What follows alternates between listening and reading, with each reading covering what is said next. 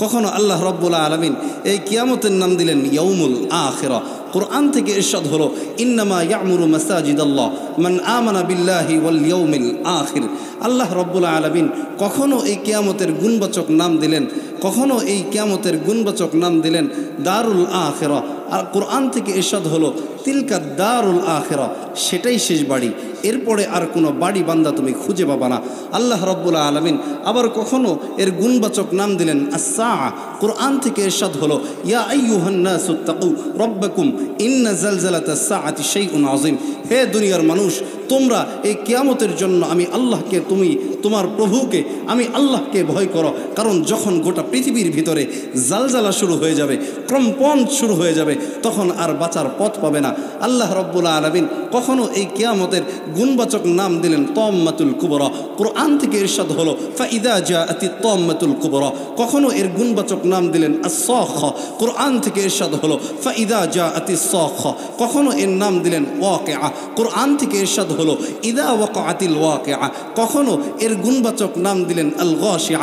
অন্ধকারচ্ছন্নময় একটি দিন, একটি সময়। আল্লাহ রব্বুল আলামিনের সেই মহাগ্রন্থ আল কুরআন থেকে ইরশাদ হলো হাল আতাকা হাদিসুল গাশিআ। নবীজি, আপনার কাছে কি গাশিআ পৌঁছায় নাই? গাশিআর সংবাদ কি পৌঁছায় নাই? সেই অন্ধকারচ্ছন্নময় জীবন, সেই অন্ধকারচ্ছন্নময় সময়ের বার্তা কি আপনার কাছে পৌঁছায় নাই?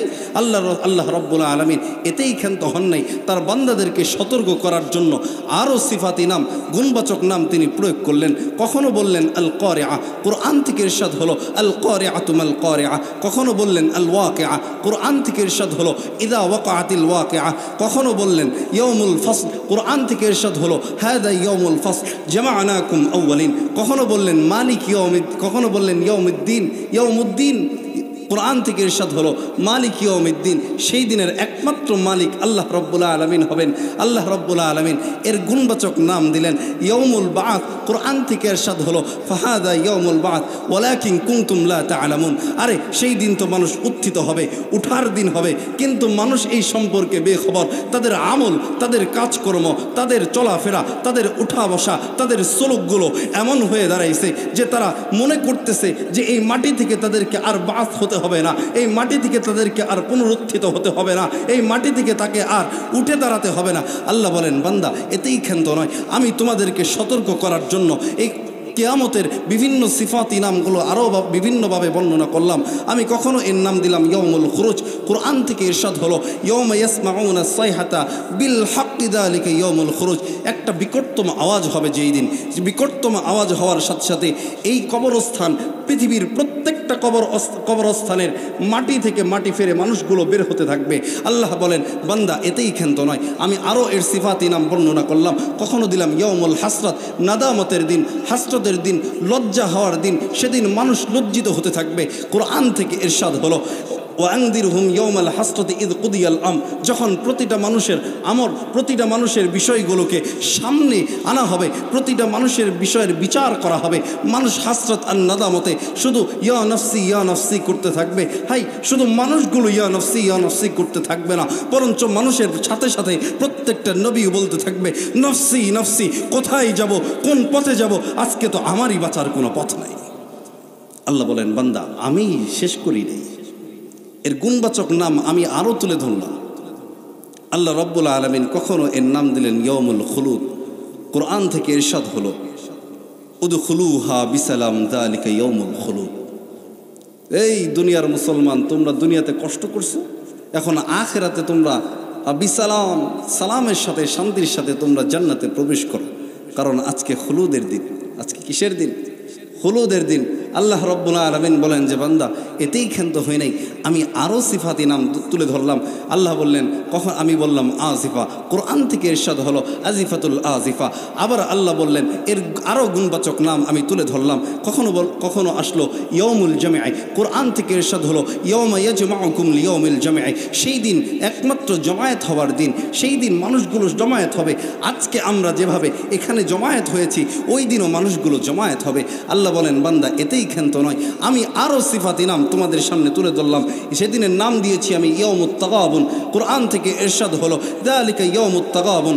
আল্লাহ বলেন, বান্দা এতেই ক্ষান্ত নয়, আমি আরও সিফাতি নাম তুলে ধরলাম। তিনি বললেন ইয়াউমুত তানাত। কোরআন থেকে ইরশাদ হলো ইয়া কওমি ইন্নী আখাফু আলাইকুম ইয়াউমাত তানাত।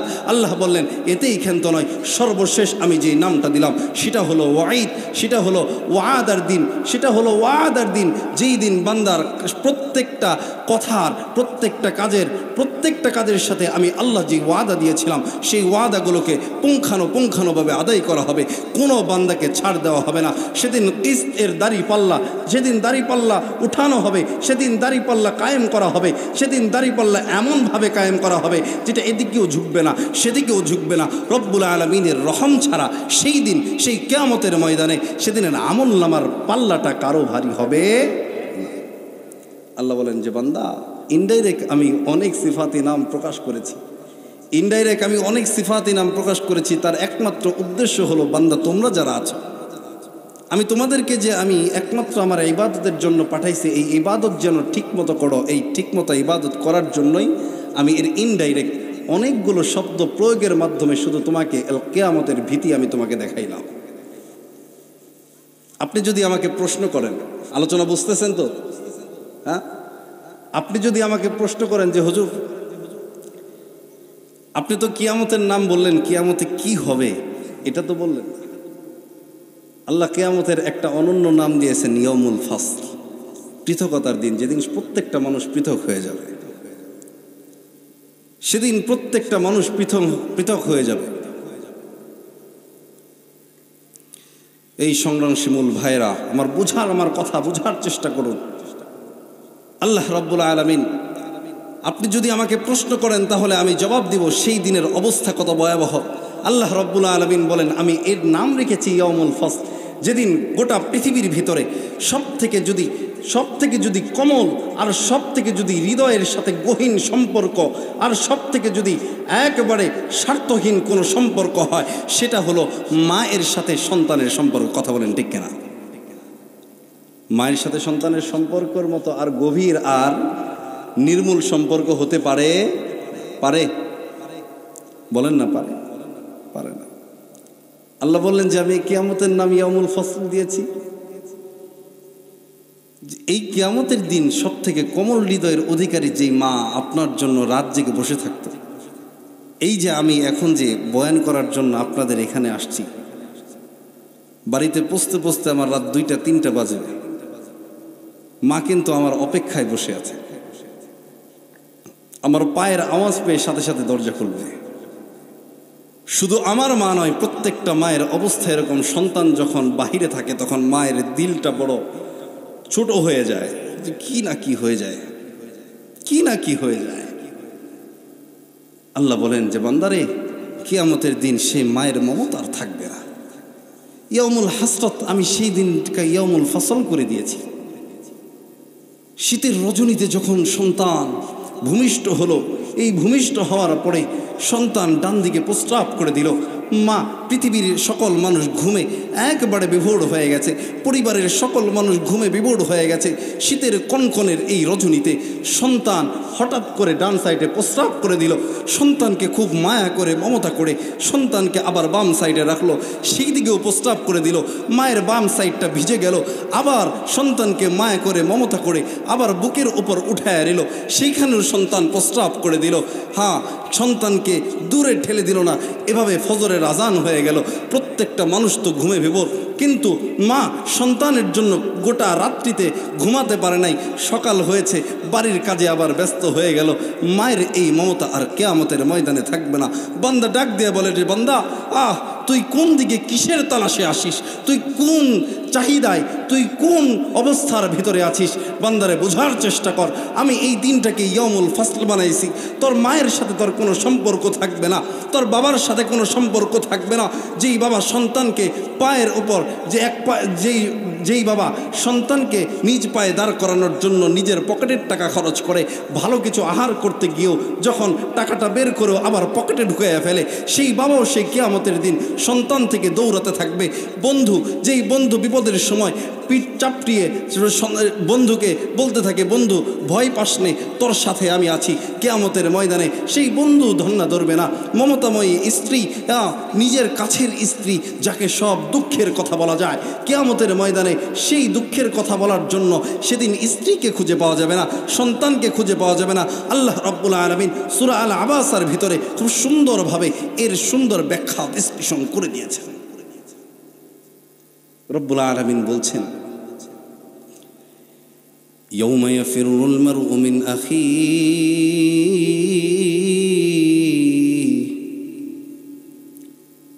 ওয়া উম্মিহি ওয়া আবিহি ওয়া সাহিবাতিহি ওয়া বানিহি লিকুল্লি ইমরিইন মিনহুম ইয়াওমাইযিন শা'নুন ইউগনিহি। রব্বুল আলামিন পৃথিবীর মানুষকে ডাক দিয়ে বলেন, ও দুনিয়ার মানুষ, ও আমার বান্দারা শোনো, মনোযোগ সহকারে শোনো, দিলের কানটা লাগায় শোনো। রব্বুল আলামিন বলেন, শীতের রজনীতে তোমার মা তোমাকে কত কষ্ট করে লালন পালন করেছে, নিজের খাবার না খেয়ে অনাহারে থেকে নিজের খাবারটা তোমার জন্য রেখে দিয়েছে। সেই মা তোমাকে কিয়ামতের দিন তোমার সাথে সাক্ষাৎ করবে না, সেই মা তোমার সাথে সাক্ষাৎ করবে না। বাবা নিজের পকেটের টাকা খরচ করে তোমার জন্য নিজের সব শখ আহ্লাদগুলোকে মাটিতে মিশিয়ে দিয়েছে, সেই বাবা তোমার ধন্য ধরবে না, তোমার সামনে আসবে না। রব্বুল আলামিন বলেন, কষ্টের কথা বলার মতো যেই স্ত্রী তোমার দুনিয়াতে ছিল, সেই দুনিয়াতে থাকার স্ত্রীও তোমার সামনে আসবে না। আমার আল্লাহ সেই কিয়ামতের ময়দানের ভয়াবহ অবস্থা জানায়া দিলেন। রব্বুল আলামিন বলেন, বান্দা তারপরেও তুমি এই কিয়ামতের ভয়াবহ অবস্থা জানার পরে নিজেকে শুধরায় নাও। ফামান যুহজিয়া আনিন নার উদখিলাল জান্নাতা ফাকাদ ফাস। যে ব্যক্তি নিজেকে আগুন থেকে বাঁচাইতে পারবে, রব্বুল আলামিন বলেন, সে হবে সবথেকে বড় বিজয়ী। রব্বুল আলামিন বলেন, ফামান যুহজিয়া আনিন নার ওয়া উদখিলাল জান্নাহ ফাকাদ ফাস। যে ব্যক্তি আখিরাতের ভয়াবহ সেই আগুন থেকে নিজেকে বাঁচাতে পারবে রে মুমিন, যে ব্যক্তি ওই ভয়াবহ জাহান্নাম থেকে নিজেকে বাঁচাতে পারবে রে মুমিন, আল্লাহ বলেন সে সফল কাম হয়ে গেল, সে বড় দামি হয়ে গেল। সাহাবা ইকরাম রাদিয়াল্লাহু তাআলা আনহুম আজমাইন নিজেকে দামি বানায় নিয়েছিলেন, নিজেকে বড় সফল কাম বানায় নিয়েছিলেন, যাদের ব্যাপারে রব্বুল আলামিন ঘোষণা দিয়েছিলেন রাদিয়াল্লাহু তাআলা আনহুম ওয়া রাদু আন। দিয়েছিলেন কিনা বলেন, দিয়েছিলেন কিনা? আমি আপনাদেরকে একটা কঠিন হাদিস শোনাই, শুনবেন তো ইনশাআল্লাহ? কারা কারা শুনবেন একটু হাত তুলেন দেখি ইনশাআল্লাহ। নারায়ে তাকবীর, জোরে নারায়ে তাকবীর, নারায়ে তাকবীর।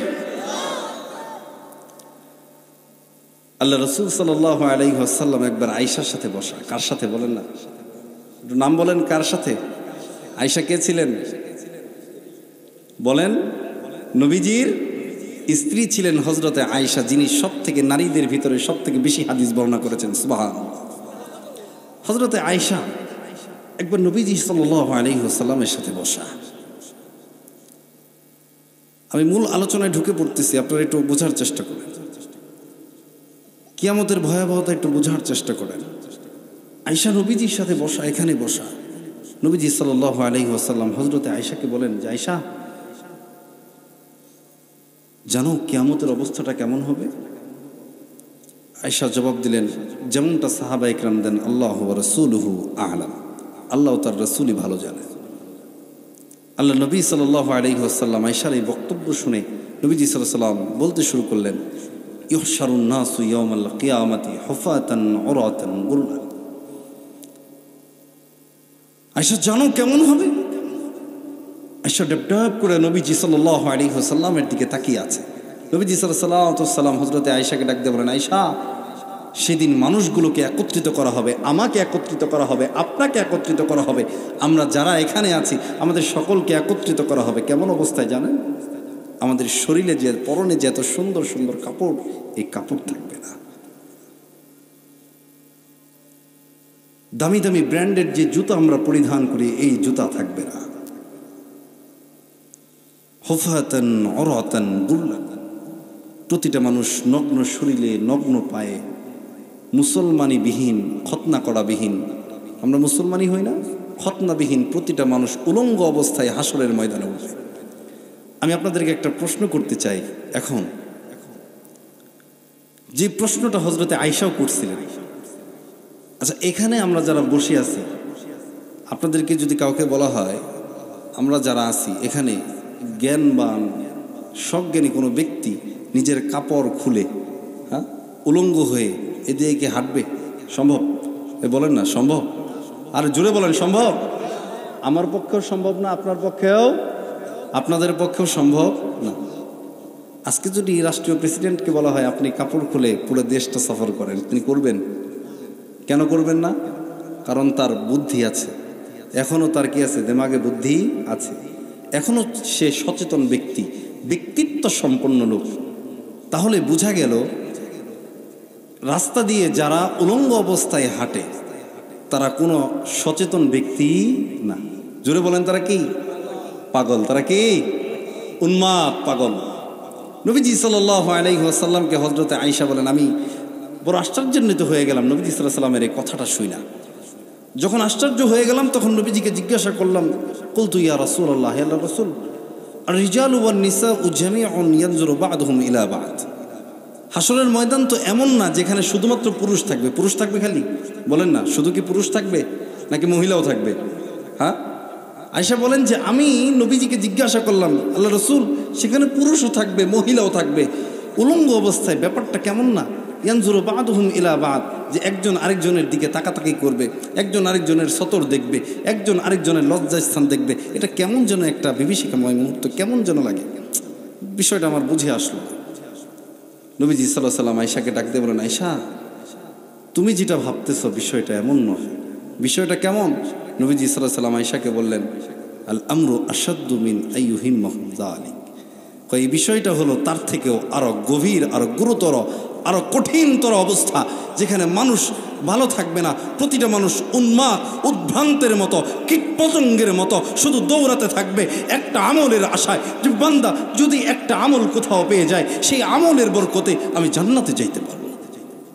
সে এদিক খুঁজতে থাকবে, এখান থেকে ওই দিকে তাকাতে থাকবে, যে ওইখানে মনে হয় আমার বাবাকে দেখা যায়, ওইখানে মনে হয় আমার মাকে দেখা যায়, ওইখানে মনে হয় আমার স্ত্রীকে দেখা যায়। বাবা দেখবে, বাবা ওই দিকে যাবে, ওই ভিড়ের মাঝে মনে হয় আমার সন্তানটাকে দেখা যাচ্ছে। আমরা এভাবেই হয়তো বা সেদিন তাকাতাকি করতে পারি। হ্যাঁ, আফসোস, যদি এভাবে তাকাতাকি করতে হয় তাহলে অবস্থা কি দাঁড়াবে বলে? আমি একটু বোঝাতে চাচ্ছি আপনাদেরকে।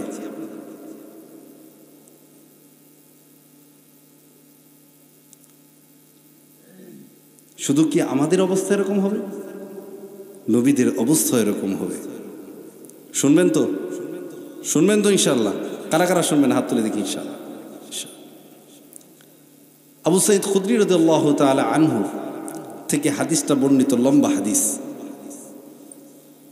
নবীজি সাল্লাল্লাহু আলাইহি ওয়াসাল্লাম, আবু সাঈদ খুদরি বলেন যে একদিন আমাদেরকে দাওয়াত করা হলো। কি করা হলো? দাওয়াত করা হলো। তো সাধারণত আল্লাহর হাবিব সাল্লাল্লাহু আলাইহি ওয়াসাল্লামের সবথেকে প্রিয় খাবারটা ছিল প্রত্যেকটা জন্তুর দুম্বার যে রানের অংশটা আছে, এটাকে আল্লাহ রাসূল সাল্লাল্লাহু আলাইহি ওয়াসাল্লাম খুব বেশি প্রিয়, খুব বেশি মহব্বত করতেন, খুব বেশি ভালোবাসতেন। এখন যারা উঠে যাবে তারা একটা বিশাল বড় নিয়ামত থেকে বঞ্চিত হয়ে যাবে।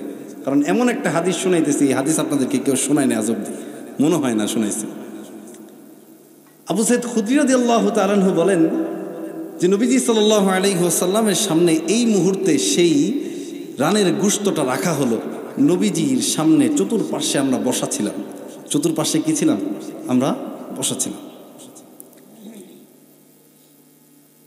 নবীজি হঠাৎ করে কোনো কথা নাই, বার্তা নাই, খাবার খাবো ওই সময়, সকলের মনের চাহিদা আকাঙ্ক্ষা। আচ্ছা বলেন তো, সামনে যদি একটা রান থাকে এরকম ভুনা করা, একেবারে তরতাজা ভুনা করা, হ্যাঁ, ফ্রাই করা যদি একটা থাকে, একটা রান আপনার সামনে রাখা হয়েছে, এখন আপনার মনটা কি যাবে? জিভে পানি আসবে কি আসবে না? আরে বলেন না, জিভে পানি আসবে কি আসবে না?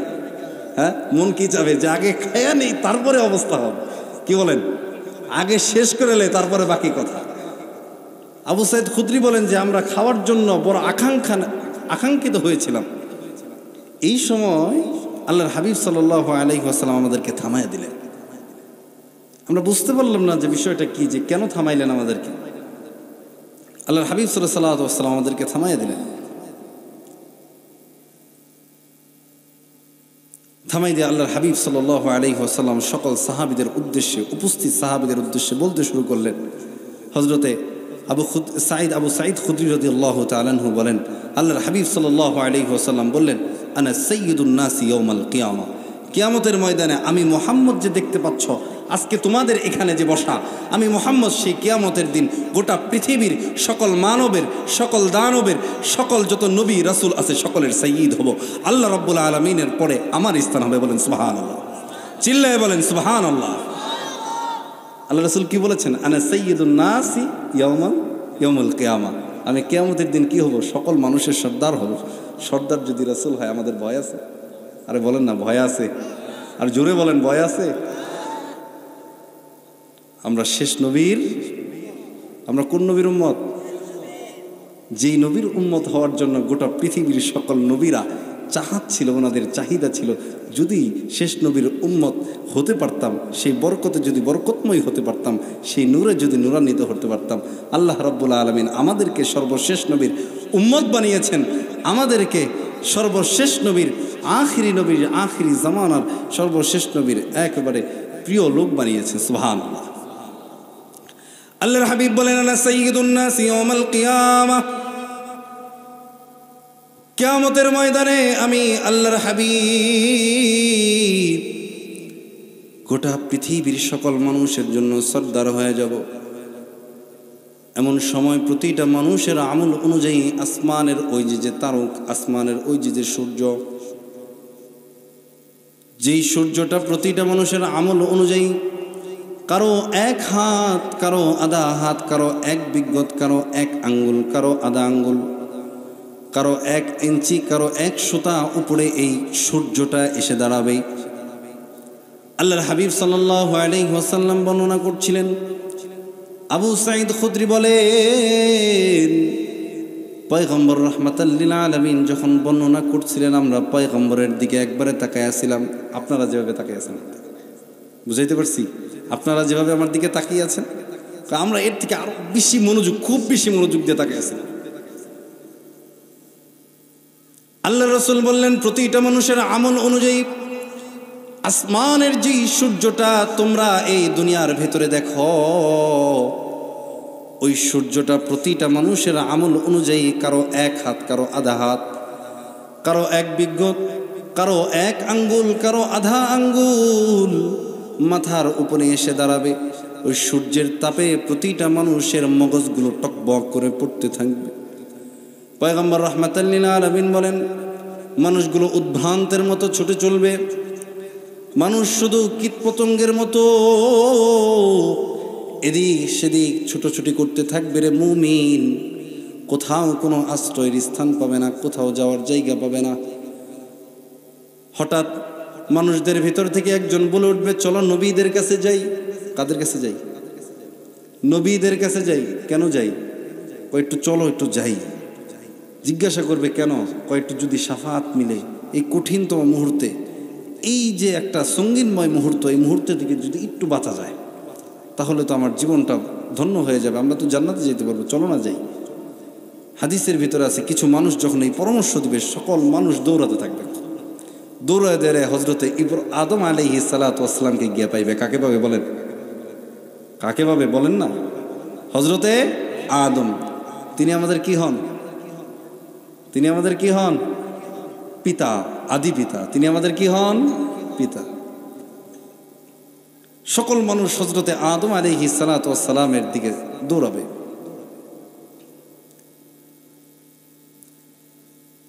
আল্লাহর হাবিব সাল্লাল্লাহু আলাইহি ওয়াসাল্লাম বলেন,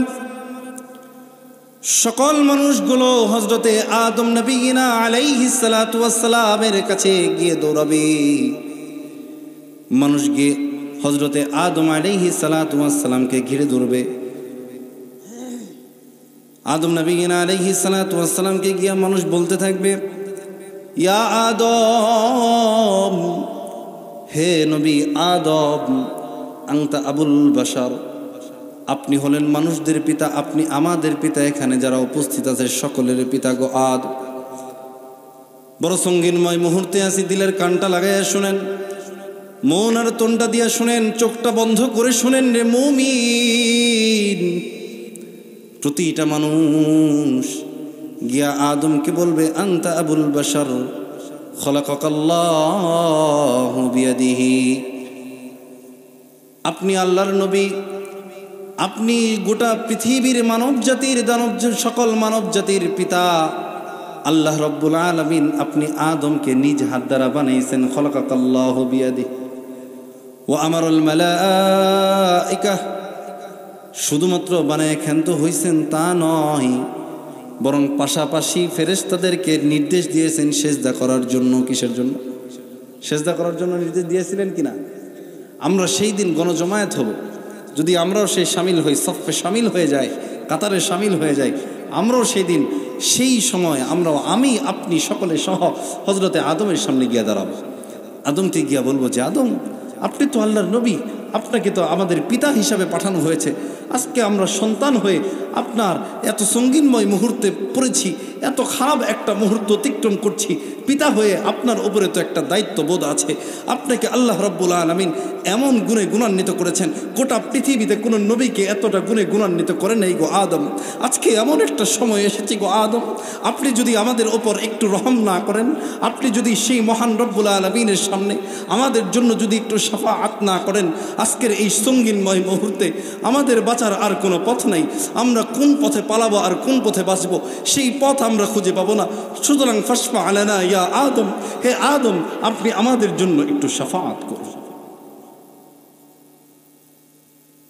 আদম আলাইহিস সালাতু ওয়াস সালাম আমাদেরকে দিকে তাকায় চোখের পানি ছেড়ে দিয়ে বলবেন, ও আমার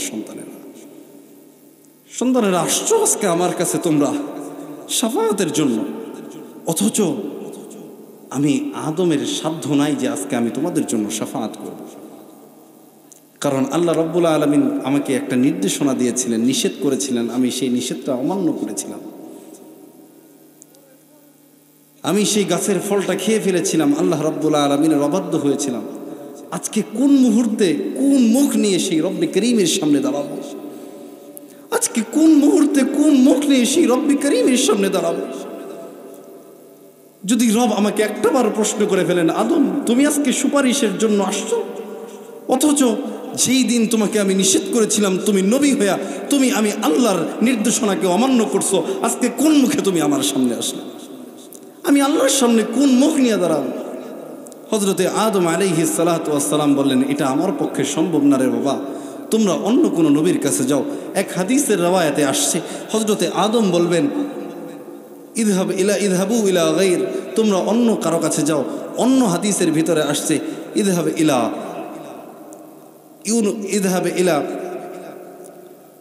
আল্লাহর হাবিব আল্লাহ রসুল সাল্লাল্লাহু আলাইহি ওয়াসাল্লাম বলেন, তখন হজরতে আদম নবীরা আলাইহিস সালাতু ওয়াস সালাম বলবেন, ইযহাব ইলা নূহ, তোমরা হজরতে নূহের কাছে যাও। হাদিসে পাকের ভিতরে নবীজি সাল্লাল্লাহু আলাইহি ওয়াসাল্লাম বর্ণনা করেন, আমরা সকলে মিলে হজরতে নূহের কাছে দৌড়াবো।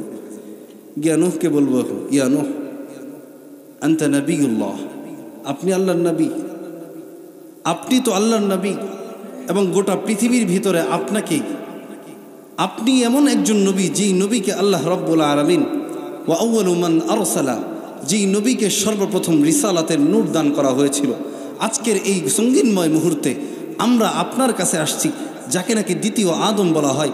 নবী আদমের কাছে গিয়েছিলাম, পিতার কাছে। পিতা তিনি আমাদের জন্য আজকে শাফাআত করেন নাই, সুতরাং আপনার কাছে পাঠাইয়া দিয়েছেন। মেহেরবানি করে আজকে আমাদের অবস্থা বোঝার চেষ্টা করুন, আমরা কোথায় যাব, আজকে একটু আমাদের জন্য শাফাআত করুন।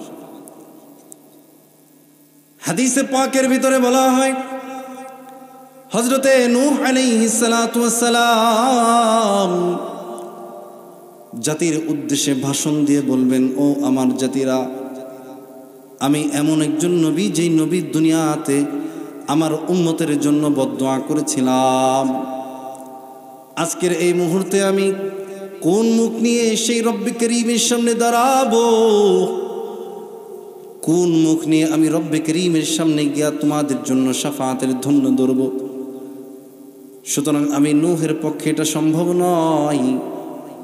আরেকটা খাস বাত হলো, খাস বিষয় হলো রব্বুল আলামিনের আজকের এই রূপ, যেই রূপটা পৃথিবীর ভিতরে এর আগে এই রূপ কখনো দেখা যায় নাই। রব্বুল আলামিন এমন কহার রূপ ধারণ করেছেন, যে কহার রূপটা আগেও ছিল না, ভবিষ্যতেও পাওয়া যাবে না, বরং এটা এই সময়ের জন্যই বরাদ্দ। আমি নূহের পক্ষে সম্ভব না তোমাদের জন্য শাফাআত করা। এক হাদিসে আছে, হযরতে নূহ বলবেন, আমাদেরকে বলবেন, কাদেরকে বলবেন বলেন না, আমাদেরকে বলবেন, সকলকে বলবেন, ফাযহাব ইলা গায়র, যাও, ইযহাবু ইলাল গায়র, তোমরা অন্যের কাছে যাও। আরেকটা হাদিসের রওয়ায়াতের ভিতরে আসছে, ইযহাবু ইলা ইব্রাহিম, তোমরা হযরতে ইব্রাহিম নবীনা আলাইহিস সালাতু ওয়াস সালামের কাছে যাও। কার কাছে? ইব্রাহিম আলাইহিস সালাতু ওয়াস সালামের কাছে। সকল উম্মতেরা দৌড়াবে, শুধু উম্মতে মুহাম্মাদি দৌড়াবে তা না, গোটা পৃথিবীর হযরতে আদম থেকে নিয়া এই পর্যন্ত কিয়ামত পর্যন্ত যত মুসলমান মুমিন থাকবে সকলেই মিলা দৌড়াবে। হযরতে ইব্রাহিম নবীনা আলাইহিস সালাতু ওয়াস সালামের কাছে গিয়া বলবে, ইব্রাহিম আনতা খলিলুল্লাহ, আপনি তো আল্লাহর খলিল। আপনাকে আল্লাহ রাব্বুল আলামিন এমন গুণে গুণান্বিত করেছেন যে পৃথিবীতে এমন গুণে গুণান্বিত কোনো নবীকে আল্লাহ রাব্বুল আলামিন করেন নাই। আপনাকে খলিল উপাধি দিয়েছেন, গোটা পৃথিবীর ভিতরে কোনো নবীকে এরকম উপাধিতে ভূষিত করেন নাই। সুতরাং নবী, আজকের এই দিনটাতে আপনি আমাদের জন্য একটু শাফাআত করুন। আপনি এমন খলিল, শুধুমাত্র খলিল যে আল্লাহ রাব্বুল আলামিনের কাছে তা নয়, বরং আপনি এমন খলিল, কদ সামিআ বিখুল্লাতিকুমা আহলুস সামাওয়াতি ওয়াল আরদ, গোটা আসমান ও জমিনের যত অধিবাসী আছে আপনার এই খলিল সম্পর্কে সম্বন্ধে জানে যে আপনি আল্লাহর খলিল, আপনি আল্লাহর বন্ধু, যেই সিফাতটা অন্য কোনো নবীর সাথে লাগানো হয় নাই। সুতরাং আজকের এই সঙ্গীনময় মুহূর্তে আপনি আমাদের জন্য একটু শাফাআত করুন। জানেন সেদিন ইব্রাহিম নবীনা আলাইহিস সালাম কি বললেন? হযরতে আদম নবীনা আলাইহিস সালাতু ওয়াস সালামের মতোই, হযরতে নূহ নবীনা আলাইহিস সালাতু ওয়াস সালামের মতোই জবাব দিয়ে আমাদেরকে ফিরিয়ে দেবে। উম্মত বড় পেরেশান, কাঁদতে কাঁদতে শুধু দৌড়াতে থাকবে, পঙ্গপালের মতো দৌড়াতে থাকবে, এদিকে যাবে সেদিকে যাবে, খুঁজে পাবে না। হাদিসে পাকের ভিতরে আছে, নবীজি সাল্লাল্লাহু আলাইহি ওয়াসাল্লাম বলছিলেন, সাহাবীরা চাতক পাখির মতো নবীজি সাল্লাল্লাহু আলাইহি ওয়াসাল্লামের প্রত্যেকটা কথা, প্রত্যেকটা বাক্য তিনি শুনছিলেন। সাহাবা ইকরাম রাদিয়াল্লাহু তাআলা আনহুম আজমাইন শুনছিলেন। মনে হচ্ছিল যে ওই সময়টাতেই মনে হয় কিয়ামত নাজিল হয়ে গেছে। ওই সময়টাতেই সাহাবীদের চোখের পানি আর আটকে থাকে নাই। সাহাবীদের চোখের পানিতে ওনাদের দাড়ি মোবারক, বুক মোবারক ভিজে গেছে রে মুমিন। আরে বুঝার চেষ্টা করুন, যেখানে হযরতে আদম ফেল হয়ে গেছেন, যেখানে হযরতে নূহ ফেল হয়ে গেছেন, যেখানে হযরতে ইব্রাহিম ফেল হয়ে গেছেন, সেখানে কার কাছে যাবে? তাও ইব্রাহিম নবীনা আলাইহিস সালাতু ওয়াস সালাম আমাদেরকে সান্ত্বনা দেয়া বলবেন যে তোমরা যাও কার কাছে? হযরতে মূসার কাছে যাও। কার কাছে বলেন না? কার কাছে? মূসা। মূসা কি নরম দিলের অধিকারী ছিলেন না শক্ত দিলের অধিকারী? আরে বলেন না, নরম না শক্ত? জোরে বলেন, নরম না শক্ত? শক্ত দিলের অধিকারী। মূসা আলাইহিস সালাতু ওয়াস সালামের কাছে গিয়া উম্মত গিয়া বলবে, ইয়া মূসা আনতা কালিমুল্লাহ, হে মূসা আপনি আল্লাহর কালিমা, হে মূসা আপনি আল্লাহর কালিমা, আপনি আল্লাহ তাআলার এমন কালিমা। আনতা নবিয়্যুন ইসতাফাকাল্লাহু বিরিসালাতিহি, আল্লাহ রাব্বুল আলামিন আপনাকে রিসালাতের মাধ্যমে ভূষিত করেছেন এবং ওয়াকাল্লামাকা তাকলিমা, এবং আল্লাহ রাব্বুল আলামিন আপনার সাথে সরাসরি কথা বলেছেন। গোটা পৃথিবীর কোনো নবীর সাথে সঙ্গোপনে একত্রে একনিষ্ঠ হয়ে একান্ত মনে এক জায়গায় ডেকে কথা বলেছেন। দুনিয়ার ভেতরে এটা কোনো নবীর ক্ষেত্রে ঘটে নাই। ঘটছে? আরে বলেন না, ঘটছে? ঘটছে কোথাও? আদমের সাথে ঘটছে? হ্যাঁ বলেন, আমার কথার উত্তর দেন। হজরতে নূহের সাথে ঘটছেন, হজরতে ইব্রাহিম আলাইহিস সালাম, হজরতে ঈসা, হ্যাঁ, হজরতে শুআইব, হজরতে দাউদ, হজরতে ইদ্রিস, হজরতে মুহাম্মদ আরবি সাল্লাল্লাহু আলাইহি ওয়াসাল্লাম, কারোর সাথে কিন্তু ঘটে নাই। ঘটছে কার সাথে বলেন না? মূসার সাথে।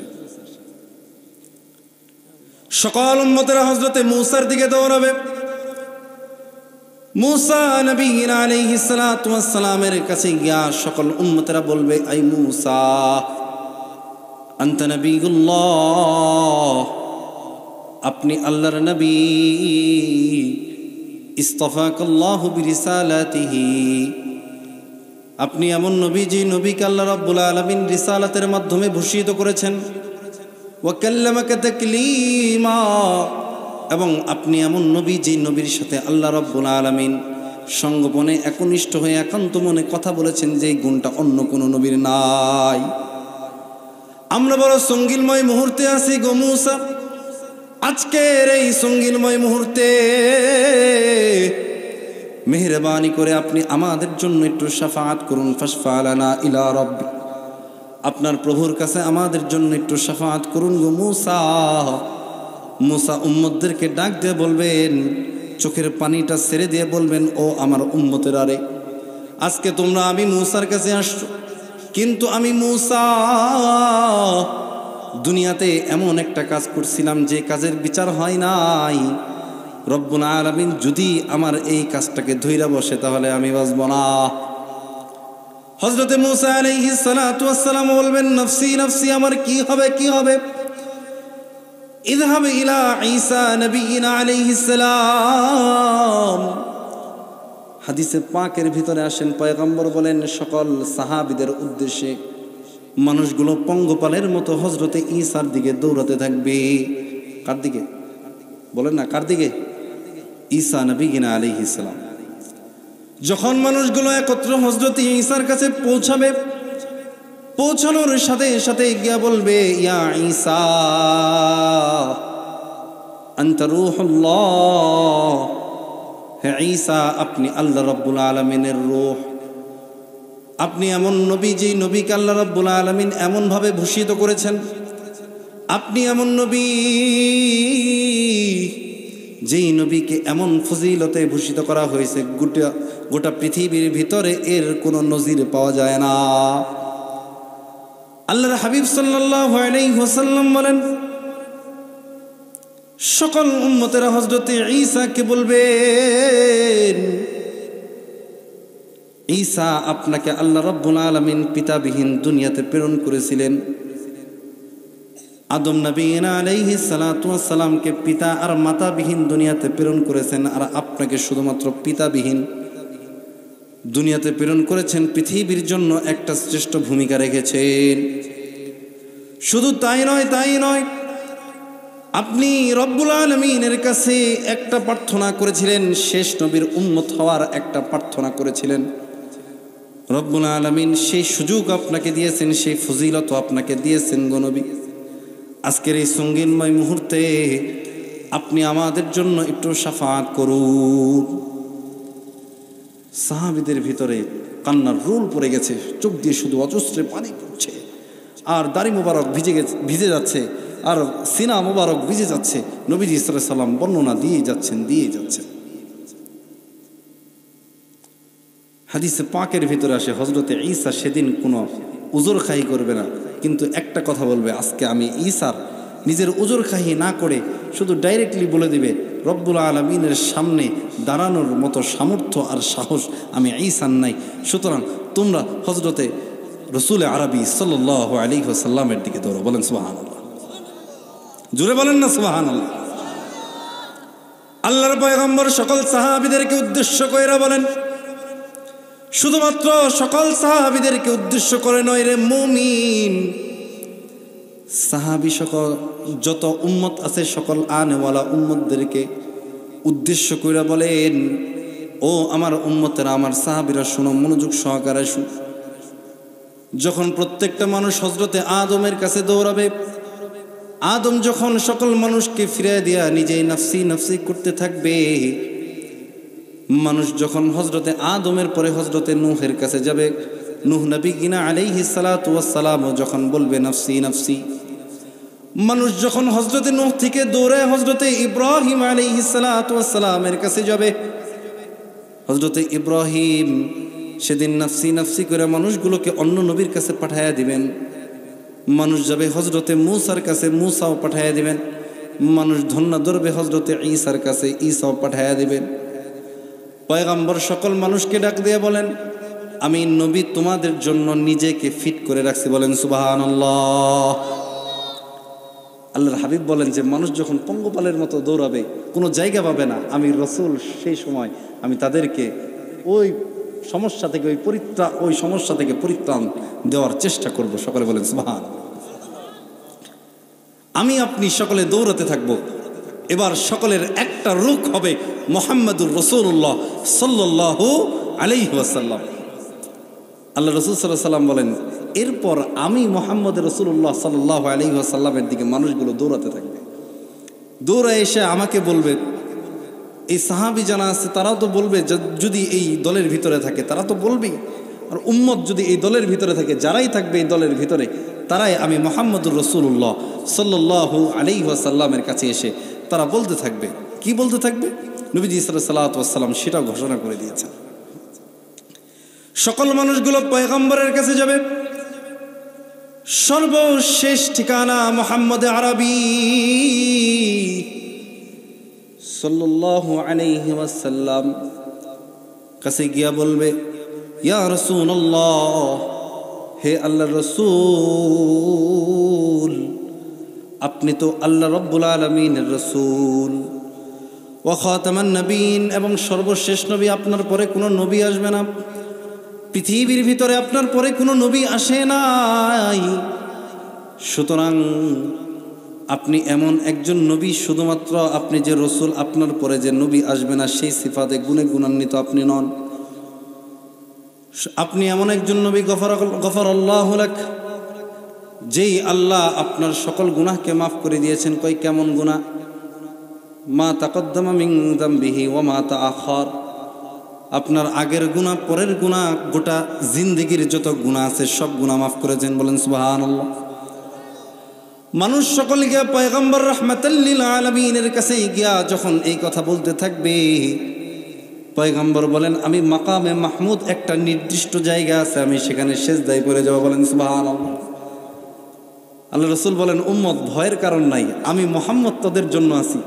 তোরা আমাকে চাস না, তোরা আমার সুন্নতের ইত্তেবা করস না, তোরা আমার দেখানো পথের ওপর চলস না, আমার সুলুক তোরা তাদের গায়ে লেপন করস না। কিন্তু উম্মত, আমি কিয়ামতের ময়দানে তোদেরকে বলবো না, আমি মুহাম্মদ তোদেরকে আমি কখনো বলবো না, কশ্চিনকালেও ভুলবো না, বরং তোদেরকে এমনভাবে আমি লেপটে ধরবো, তোদেরকে এমনভাবে কাছে টেনে ধরবো যে অন্য কোনো নবীর পক্ষে সম্ভব হবে না। আমি মুহাম্মদ তোদের সহ গোটা পৃথিবীর যত উম্মত আছে, আনেওয়ালা জানেওয়ালা সব উম্মত নবীজি সাল্লাল্লাহু আলাইহি ওয়াসাল্লামের শাফাআতে মুক্তি পাবে। বলেন সুবহান। জুড়ে বলেন না সুবহানাল্লাহ। আল্লাহর হাবিব বলেন, আমি ওই সময় ওই যে মাকামে মাহমুদ, যেই মাকামে মাহমুদটা আল্লাহ রাব্বুল আলামিন আমি মুহাম্মদকে দান করেছে, আমি সেখানে সেজদায় পড়ে যাব। কোন মাকামে মাহমুদ? যেই মাকামে মাহমুদটা আল্লাহ রাব্বুল আলামিন দুনিয়াতে আমাকে দিবেন বলে ওয়াদা করেছিলেন। রব্বুল আলামিন বলেন, ওমিনাল লাইলি ফাতহাজ্জাদ বিহি নাফিলাতাল লাক আসা আন ইয়াবআসাকা রাব্বুকা মাকামান মাহমুদা। রব্বুল আলামিন বলেন, পয়গম্বর, ও আমার বন্ধু, রাত যখন গভীর হয়ে যায়, রাত যখন গভীর হয়ে যায়, সকল মানুষ যখন ঘুমে বিভোর হয়ে যায়, আপনি পয়গম্বর আমার নৈকট্য অর্জনের জন্য মুসল্লা বিছায়া আমার কুদরতি কদমে আপনার লালত মুবারকের মাধ্যমে সিজদার পড়ে যান। যদি আপনার এই জীবনের ভিতরে এই নফল নামাজের, এই তাহাজ্জুদের, এই গভীর রজনীতের এই আমলের যদি ধারাবাহিক আমল করতে থাকেন, তাহলে কাল কিয়ামতের ময়দানে আমি আপনাকে মাকামে মাহমুদে ভূষিত করব। বলেন সুবহানাল্লাহ। যেই জায়গা এমন একটা জায়গা, যেই জায়গার নাম দেওয়া হয়েছে মাকামে মাহমুদ, প্রশংসিত জায়গা, যেই জায়গাটা একমাত্র বরাদ্দ থাকবে কার জন্য? বলেন কার জন্য? বলেন না, মুহাম্মদুর রাসূলুল্লাহ সাল্লাল্লাহু আলাইহি ওয়াসাল্লাম। কার জন্য? মুহাম্মদুর রাসূলুল্লাহ সাল্লাল্লাহু আলাইহি ওয়াসাল্লামের জন্য। আল্লাহর রাসূল বলেন, আমি মাকামে মাহমুদের সিজদারত অবস্থায় পড়ে যাব। রব্বুল আলামিন আমাকে ডাক দিয়ে বলবেন, হে নবী আপনি মাথা ওঠান, বন্ধু মাথা ওঠান। হাদিসে পাকের ভিতরে আছে পয়গম্বর মাথা উঠাবেন না।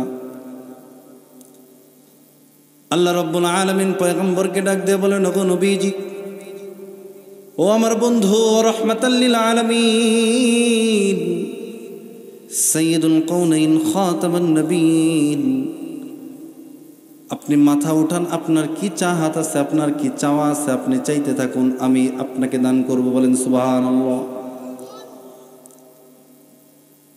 মুফাসসিরিন একরামগণ বলেন, সেই দিন পয়গম্বর মানুষের ব্যাপারে শাফাআত করবেন,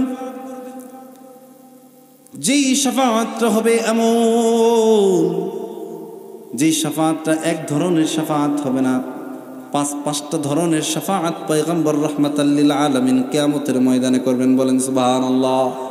আরে চিল্লায় বলেন না সুবহানাল্লাহ। এক নম্বর শাফাআত হবে, এই ধরেন না, সবাই ধরেন। এক নম্বর শাফাআত, মান ক্বালা লা ইলাহা ইল্লাল্লাহ দাখালাল জান্নাহ। বলেন না লা ইলাহা। রাসূল আরবি সাল্লাল্লাহু আলাইহি ওয়াসাল্লামের সর্বপ্রথম আম শাফাআত হবে। কি শাফাআত হবে? ব্যাপক শাফাআত। যে ব্যক্তি শুধুমাত্র যার ঈমানান ইহতিসাবান, ঈমানের সাথে যে ব্যক্তি কালিমা পড়েছে লা ইলাহা ইল্লাল্লাহু মুহাম্মাদুর রাসূলুল্লাহ সাল্লাল্লাহু আলাইহি ওয়াসাল্লাম, যে এই কালিমাটা পাঠ করেছে, আল্লাহর কাছে রব্বুল আলামিন আরজি জানাবেন যে তাদেরকে আপনি মাফ করে দেন। আল্লাহ বলেন মাফ করে দিলাম। আস্তে কোন, আস্তে কোন, আস্তে কোন, আরে গুনাহ হইতেছে, আস্তে কোন না। আল্লাহ রাসূল বলেন কি, আমি তাদের ব্যাপারে শাফাআত করলাম। আল্লাহ রাব্বুল আলামিন বলবেন যে কবিল তু, কবুল করে নিলাম। বলেন সুবহানাল্লাহ। একটা গেল।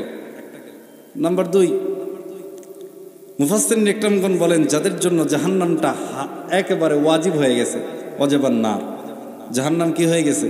ওয়াজিব হয়ে গেছে, জাহান্নামে চলে যাবে। আল্লাহর হাবিব সাল্লাল্লাহু আলাইহি ওয়াসাল্লাম আল্লাহ রাব্বুল আলামিনের দিকে তাকায় বলবেন, প্রভু মালিক, আমার ওই বান্দাদেরকেও আপনি মাফ করে দেন যাদের জন্য জাহান্নাম ওয়াজিব হয়ে গেছে। বলেন সুবহানাল্লাহ। আল্লাহ রাব্বুল আলামিন সাথে সাথে বলবেন কবিল তু, কবুল করে নিলাম। আল্লাহ রাব্বুল আলামিন দেরি করবেন না, সাথে সাথে তাদেরকে মাফ করে দিয়ে জান্নাতে ঢুকাই দেবেন। বলেন সুবহানাল্লাহ। 2টা গেল।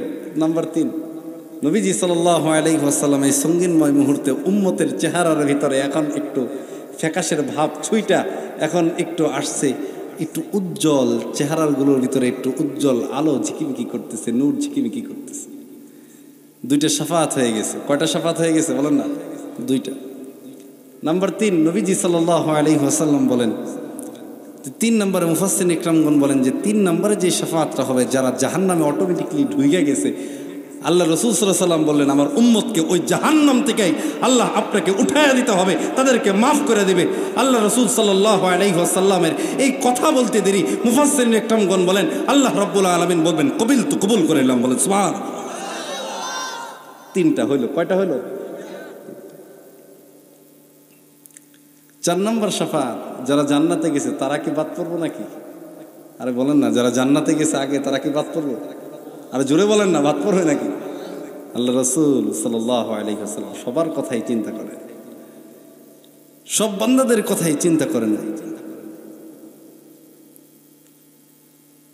4 নম্বরে যে শাফাআতটা হবে, মুফাসসিরিন ইকরামগণ বলেন যে 4 নম্বরের শাফাআতটা হবে যারা জান্নাতে চলে গেছে। আল্লাহ রাব্বুল আলামিনের কাছে পয়গম্বর রাহমাতুল লিল আলামিন বলবেন, মালিক গো, যারা জান্নাতে চলে গেছে আপনি তাদের মাকামটা বাড়াইয়া দেন, একবারে সুউচ্চ শিখরে তাদেরকে পৌঁছায় দেন, তাদের মাকামটা একবারে সুউচ্চ শিখর পর্যন্ত নিয়ে যান। আল্লাহ বলেন কবিল তো কবুল করে নিলাম, বলেন সুবহানাল্লাহ। 4টা গেল, কয়টা গেল? আছে কয়টা? একটা। নবীজির চাচা মনে আসেনি আবু তালেবের কথা? এই আসেনি মনে? আবু তালেব কে ছিলেন? নবীজির চাচা। কেমন চাচা ছিলেন? আরবের সব থেকে যখন কষ্ট মুহূর্ত, সেই মুহূর্তে নবীজির চাচা আবু তালেব নবীজি সাল্লাল্লাহু আলাইহি ওয়াসাল্লামের পাশে দাঁড়িয়েছেন। কথা বলেন ঠিক কিনা? কিয়ামতের ময়দানের 5ম নাম্বার যে শাফাআতটা হবে, আল্লাহ রাসূল সাল্লাল্লাহু আলাইহি ওয়াসাল্লাম রব্বুল আলামিনকে ডাক দিয়ে বলবেন, ও মালিক, আমার যে চাচা আছে এই চাচার আযাবটা একটু লঘু করে দেন, আপনি একটু কি করে দেন, একটু কমায় দেন। আল্লাহ বলেন কবিল তো কবুল করে নিলাম, বলেন না সুবহানাল্লাহ। 5টা শাফাআত নবীজি সাল্লাল্লাহু আলাইহি ওয়াসাল্লাম বলেন করবেন। এখন শাফাআতের কাহিনীটা কোত্থেকে আসলো? আমি একটু ছোট্ট একটা হাদিস শোনায় তারপরে আরেকটা হাদিস শোনায় আলোচনা শেষ করে দেব। আল্লাহ রাসূল সাল্লাল্লাহু আলাইহি ওয়াসাল্লাম বলেন, এই যে আদম আলাইহিস সালাতু ওয়াসসালাম শাফাআত করবেন না, বুঝেন কথা? হযরতে নূহ আলাইহিস সালাতু ওয়াসসালাম শাফাআত করার সাহস পাবেন না, হযরতে ইব্রাহিম নবীগিনা আলাইহিস সালাতু ওয়াসসালাম শাফাআত করার সাহস পাবেন না, হযরতে মূসা কালিমুল্লাহ তিনিও সাহস পাবেন না, হযরতে ঈসা রূহুল্লাহ তিনিও শাফাআত করার সাহস পাবেন না। সর্বশেষে নবীজি কেন শাফাআত করার সাহস পাবেন, সেই কথাও নবীজি সাল্লাল্লাহু আলাইহি ওয়াসাল্লাম হাদিসের ভিতরে জানাই দিয়েছেন, বলেন সুবহানাল্লাহ। আল্লাহর হাবিব সাল্লাল্লাহু আলাইহি ওয়াসাল্লাম বলেন, লিকুল্লি নাবিয়্যিন দাওয়াতুন মুস্তাজাবা। পৃথিবীর ভিতরে যত নবী এই দুনিয়ার ভিতরে এসেছে, হযরতে আদম থেকে নিয়া আমি মুহাম্মদুর রাসূলুল্লাহ সাল্লাল্লাহু আলাইহি ওয়াসাল্লাম পর্যন্ত সকল নবীদেরকে একটা দোয়ার পাওয়ার দেওয়া হয়েছিল। কিসের পাওয়ার? দোয়ার পাওয়ার। দোয়া করি না আমরা, নামাজের পরে দোয়া করি, অনেক সময় কোনো সমস্যায় পড়লে দোয়া করি কিনা, বলেন না করি কিনা? করি দোয়া। তো আল্লাহ রাসূল সাল্লাল্লাহু আলাইহি ওয়াসাল্লাম বলেন, লিকুল্লি নাবিয়্যিন দাওয়াতুন মুস্তাজাবা। প্রত্যেকটা নবীকে একটা দাওয়াতুল মুস্তাজাবা দেওয়া হয়েছিল, একটা দোয়া দেওয়া হয়েছিল, যে দোয়াটা করতে দেরি কবুল হইতে দেরি হয় না। এরকম একটা দোয়ার পাওয়ার প্রত্যেকটা নবীকে দেওয়া হয়েছিল। আর প্রত্যেক নবী একটা মাত্র দোয়া করতে পারবে, দ্বিতীয়টা না। এটা করার সাথে সাথে এটা কবুল হয়ে যাবে। আল্লাহ রাসূল বলেন, লিকুল্লি নাবিয়্যিন দাওয়াতুন মুস্তাজাবা। সকল নবীকে যেমন দেওয়া হয়েছে, ঠিক একইভাবে আমি মুহাম্মদে আরবিকেও দেওয়া হয়েছিল। আমি মুহাম্মদে রাসূলুল্লাহ সাল্লাল্লাহু আলাইহি সাল্লামকে দেওয়া হয়েছে। আল্লাহর হাবিব বলেন, লিকুল্লি নাবিয়্যিন দাওয়াতুন মুস্তাজাবা। হযরতে আদম নবী আলাইহিস সালাতু ওয়াস সালাম থেকে নিয়ে হযরতে ঈসা পর্যন্ত, আমি মুহাম্মদুর রাসূলুল্লাহ পর্যন্ত প্রত্যেকটা নবীকে একটা দোয়ার বিশেষ পাওয়ার দেওয়া হয়েছিল, যে দোয়াটা করতে দেরি কবুল হইতে দেরি হয় নাই। ফাতাআজ্জাল কুল্লু নাবিয়্যিন দাওয়াতাহু। পয়গম্বর উম্মতকে ডাক দিয়ে বলেন, ও আমার উম্মতেরা, জেনে রাখো, শুনে রাখো, কান দিয়ে মনোযোগ দিয়ে শোনো। প্রত্যেকটা নবী সেই দোয়াগুলো ক্ষেত্রে তাআজ্জুল করেছেন, তাড়াহুড়া করেছেন। প্রত্যেক নবী সেই দোয়াগুলো করে শেষ করে দিয়েছেন। কোন নবীর ঝুলিতে সেই দোয়া আর নাই, সেই পাওয়ার আর নাই। কিন্তু আমি মুহাম্মদ আরবি, তোমাদের নবী, শেষ নবী, আখিরি নবী মুহাম্মদ রসুল আরবি, রসুল আজমি সাল্লাল্লাহু আলাইহি ওয়াসাল্লাম, ইন্নী ইখতিবাতু দাওয়াতি শাফাআতান লি উম্মতি। বলেন সুবহানাল্লাহ। আরে জোরে বলেন না সুবহানাল্লাহ। নবীজি বলেন, আমি আমার উম্মতের জন্য এই দোয়াটা প্যাকেজিং করে রেখে দিছি। কি করে রেখে দিছি? প্যাকেজিং করে রেখেছি। মুখ কি ব্যথা হয়ে গেছে আপনাদের? ব্যথা মনে হয়ে গেছে? সুবহানাল্লাহ বলেন। নবীজি বলেন যে আমি এটা প্যাকেজিং করে রেখে দিছি। এই যে টিস্যু বক্সটা দেখেন না, এই যে টিস্যু বক্সটা, এটা প্যাকেজিং করা না? হ্যাঁ, এটা যখন খুলে নাই, খুলছে, এখন একটা করে টান দিলে বের হয়ে যায়। আর যদি এটা ভিতরে থাকে, যখন খুলে নাই, উপরে একটা পর্দা ছিল কি ছিল না? বলেন না, ছিল কি ছিল না? এই যে পর্দাটা ছিল, নবীজি বলেন আমি এই পর্দাটা উঠাই নাই। আমার উম্মত জানি কিয়ামতের ময়দানে তারা বেঁচে যাবে, আমার উম্মত জানি সেই দিন পঙ্গপালের মতো ঘুরতে থাকবে, কিন্তু আমার উম্মতের এই অবস্থা বুঝা আমি আমার এই দোয়াটাকে কাজে লাগাই নেই। আমি কাজে লাগাবো সময় মতো কিয়ামতের ময়দানে, সেটা হবে মাকামে মাহমুদে আমার উম্মতের জন্য, উম্মতের শাফাআতের জন্য। বলেন সুবহানাল্লাহ।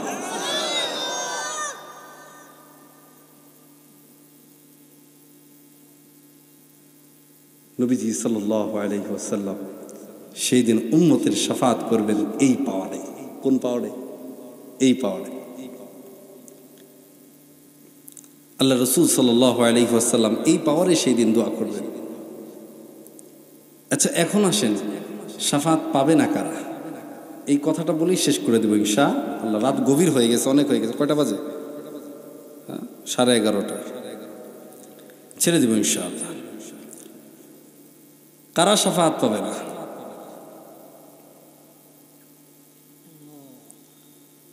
যারা নূরে নূরান্বিত হতে পারে নাই। নবীজি সাল্লাল্লাহু আলাইহি ওয়াসাল্লাম বলেন তারাকতু ফিকুম আমরাইন, তারাকতু ফিকুম আমরাইন, আমি তোমাদের মাঝে দুইটা জিনিস রেখে গেলাম। কয়টা জিনিস?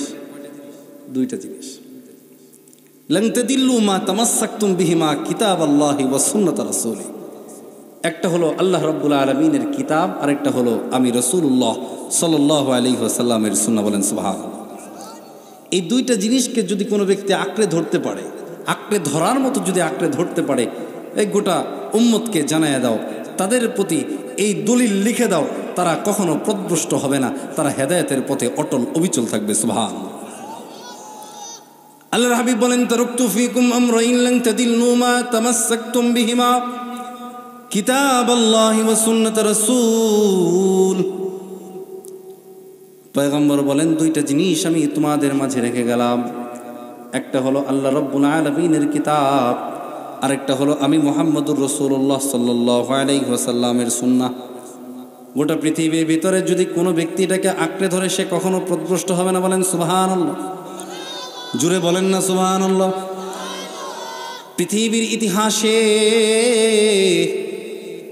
সব থেকে নির্মম, সব থেকে খারাপ লোক যদি বলা হয়, তাহলে এক সময়ে সব থেকে খারাপ আর সব থেকে নিম্ন শ্রেণীর আর সব থেকে জাহিলিয়াতের লোক ছিল সাহাবীরা। কথা বলেন ঠিক কিনা? বললাম ওনারা জাহিলিয়াতের যুগে ছিলেন না, সব থেকে নির্মম একটা যুগের ভিতরে ছিলেন, বর্বরতার যুগে ছিলেন। যেই যুগের ভিতরে ওনারা এমন কোনো কাজ ওনাদের থেকে প্রকাশ পায় নাই, এমন কোনো কাজ হয় নাই। মিলিয়ে ঝিলিয়ে সব ধরনের কাজ প্রকাশ পেয়েছে। এমন একটা জামানা গিয়েছে যেখানে মারামারি, হানাহানি, রক্তপাত, ব্যভিচার, জুলুম, নির্যাতন, পাপাচার, অনাচার, অবিচার সব কিছুই চলতে থাকতো। জীবন্ত কন্যা সন্তান, ফুটফুটে সন্তানকে তারা মাটিতে কবরস্থ করতেও তারা কখনো দ্বিধাবোধ করতো না।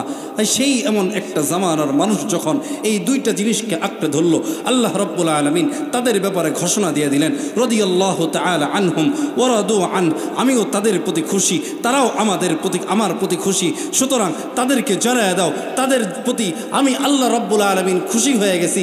কি করেছিলেন? তারা তো দুইটা জিনিসকে আঁকড়ে ধরেছিলেন। কয়টা জিনিসকে? দুইটা জিনিসকে তো আঁকড়ে ধরছিলেন নাকি? আল্লাহর কিতাব এবং রাসূল সাল্লাল্লাহু আলাইহি ওয়াসাল্লামের ইত্তেবা, অনুসরণ।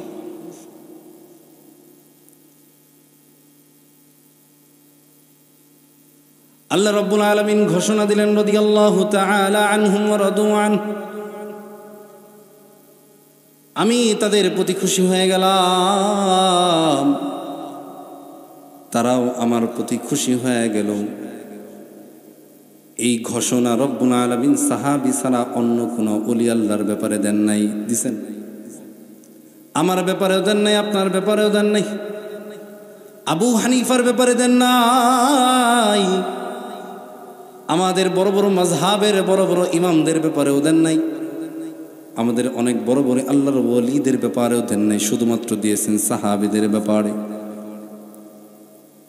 আবু বকর যখন তাকওয়া অবলম্বন করলো, আবু বকর যখন মৃত্যুর ভয়ে নিজেকে গুটায় নিল, আবু বকর যখন কোরআন ও হাদিস, কোরআন ও সুন্নাহকে আঁকড়ে ধরল, আবু বকর গোটা পৃথিবীর ভিতরে সিদ্দিক উপাধি পেল।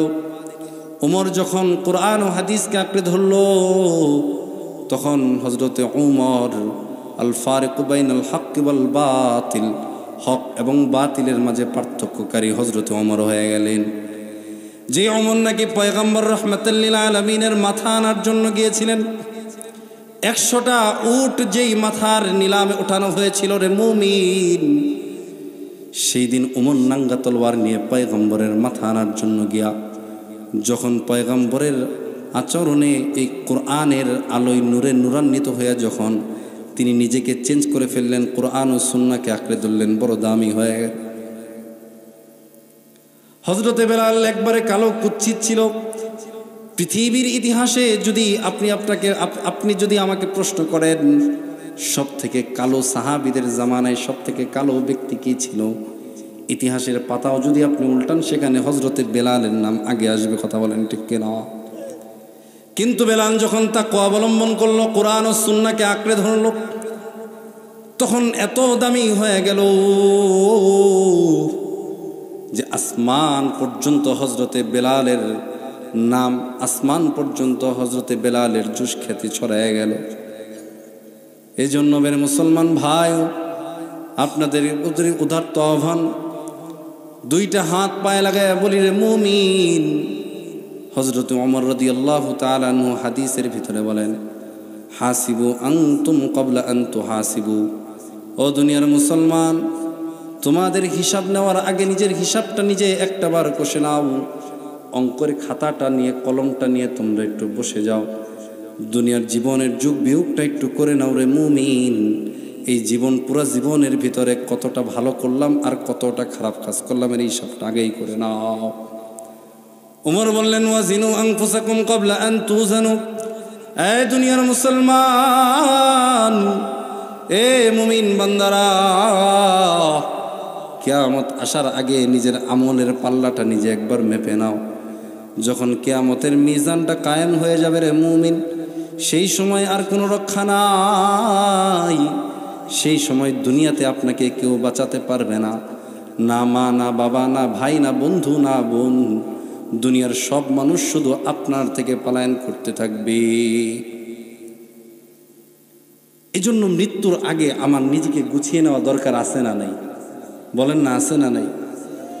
আরে ভাই, আমার তো মনে হয় এই যে আপনাদের পাশেই কবরস্থান, এই যে এই কাঁধটা, এই কাঁধের উপরে কতটা লাশ উঠেছে। যার বয়স 60 হয়েছে তার এই কাঁধে কতটা লাশ উঠেছে আপনি একটু হিসাব করেন, আপনি একটু বোঝার চেষ্টা করেন, একটু বুঝেন তো দেখি, একটু হিসাব করেন তো দেখি।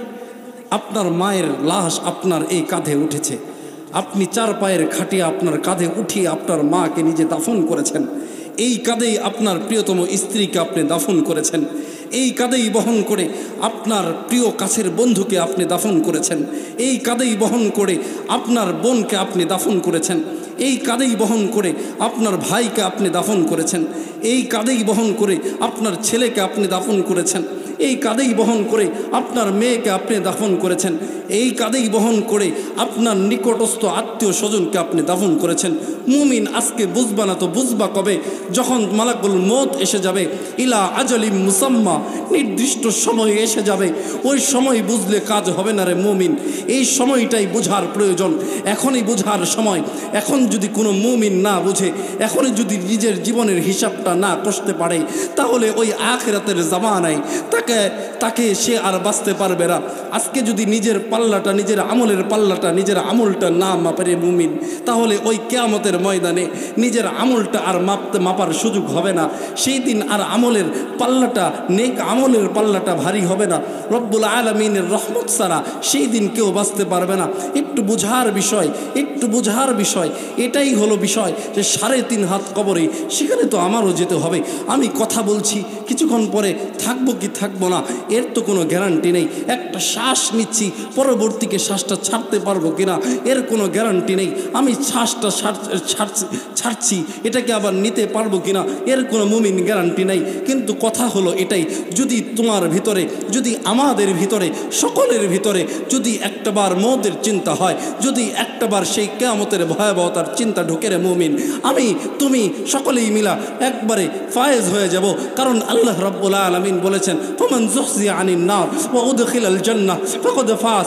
যে ব্যক্তি আখিরাতের জামানায়, আখিরাতের ভিতরে, কিয়ামতের ময়দানে রব্বুল আলামিনের আদালতের সামনে নিজেকে নির্দোষ প্রমাণিত করতে পারবে, রব্বুল আলামিনের এই রহমতের চাদরে নিজেকে আবৃত করতে পারবে, সেই ব্যক্তিই তো সফল কাম। এই দুনিয়ার সফলতার আসল সফলতা নয় রে মুমিন। এটা বোঝার চেষ্টা করা দরকার, আমি কিভাবে গুনাহ করি, আমি কিভাবে খারাপ কাজ করি, মানুষের হক কিভাবে নষ্ট করি। এটা তো আমি মুসলমানের জন্য কখনো সম্ভব হতে পারে না। এটা তো আমি মুসলমানের জন্য কখনো কশ্চিনকালেও এটা সম্ভব হতে পারে না।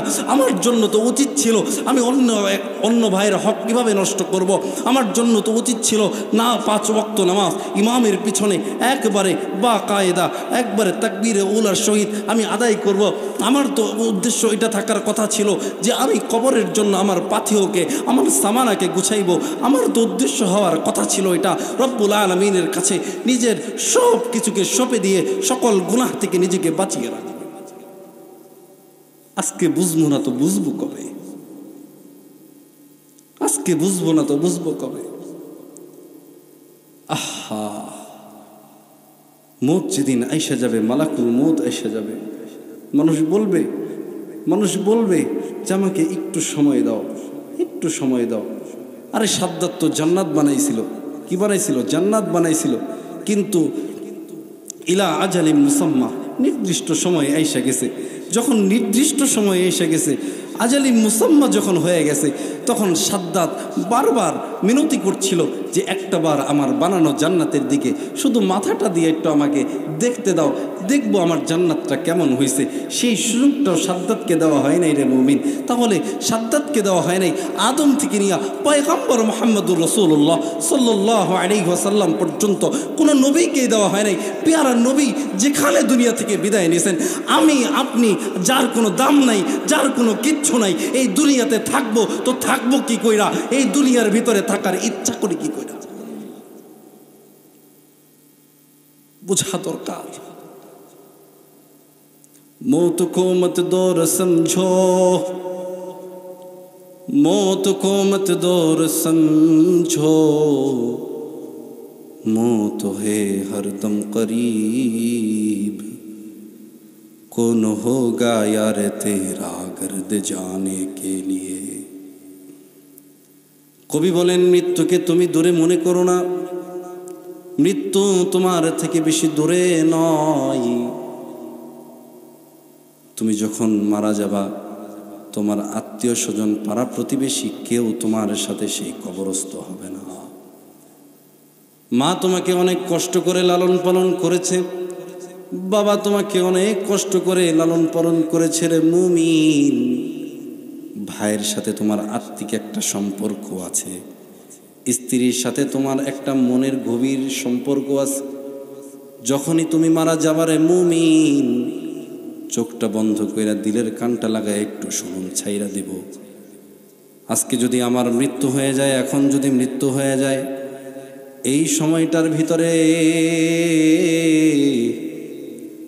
আমাকে, আমার লাশটাকে, যেই বডিটার একটা নাম ছিল এতদিন পর্যন্ত সাব্বির, যেই বডিটার নাম ছিল এতদিন পর্যন্ত আব্দুর রহমান, যেই বডিটার নাম এতদিন ছিল আব্দুল কাদের, যেই বডিটার নাম ছিল এতদিন আব্দুল গফুর, যখন বডিটা মারা গেল, ভিতর থেকে যখন প্রাণ পাখিটা উড়ে গেল, সাথে সাথে বডিটার নাম হয়ে গেল লাশ। আরবিতে যাকে বলা হয় লাশ, কোনো কিছুই না। এটা কোনো জিনিসও না, কোনো কিছুই না, এটা কোনো জিনিস না, এটা পচা একটা গান্দা জিনিস। সুতরাং এটাকে কবরে রেখে আসো।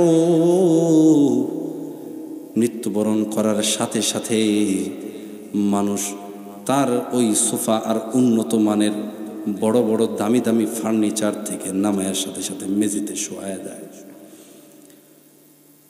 একটা পুরান ধরান একটা চাদর দিয়া উপরে ঢাইকা দেয়।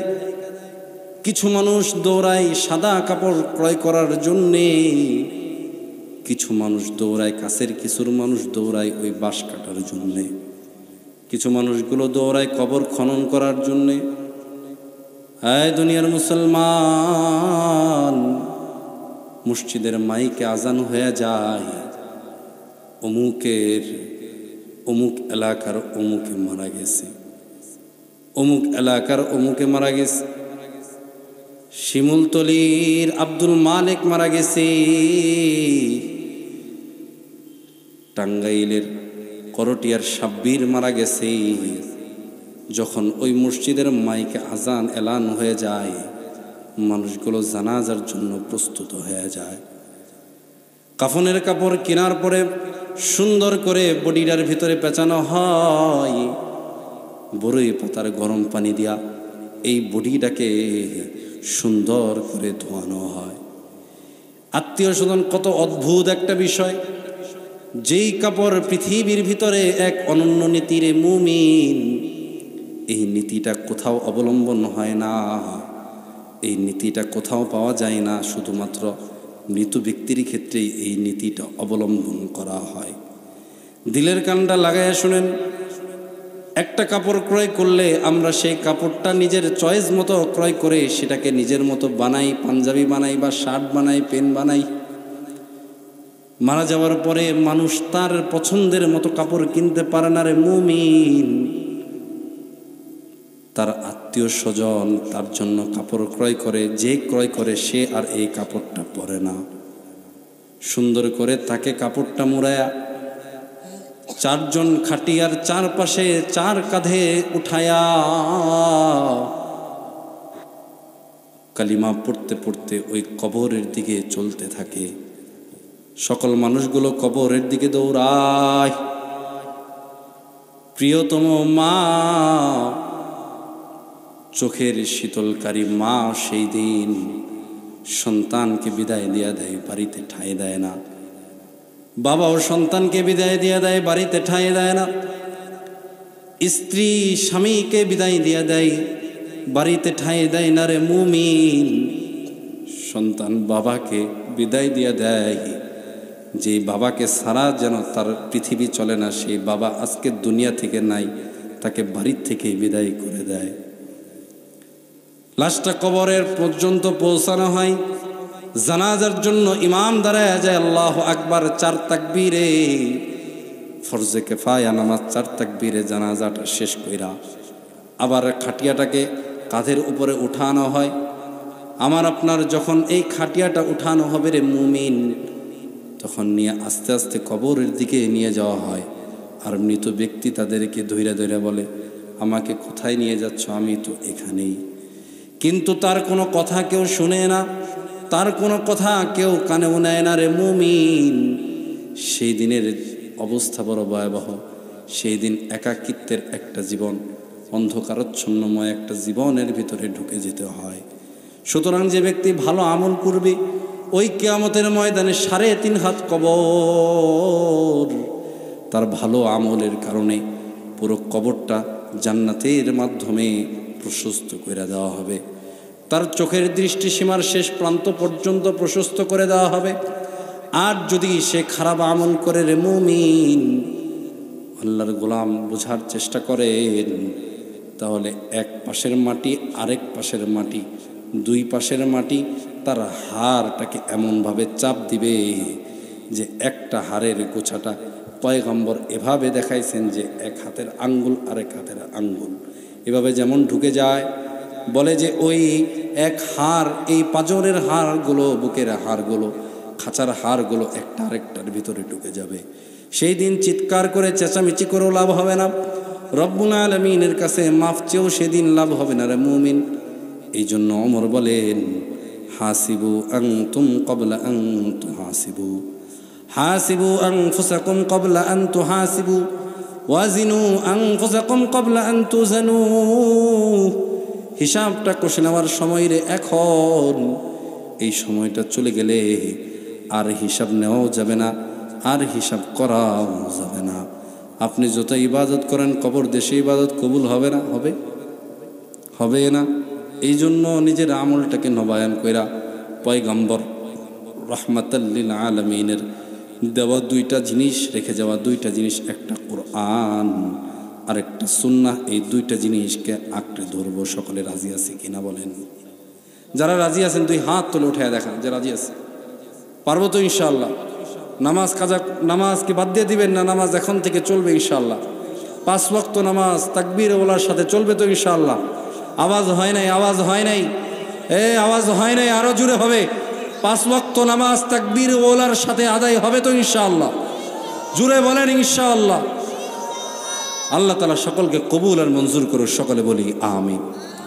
ওয়া আখির দাওয়ানা আনিল হামদুলিল্লাহি রাব্বিল আলামিন।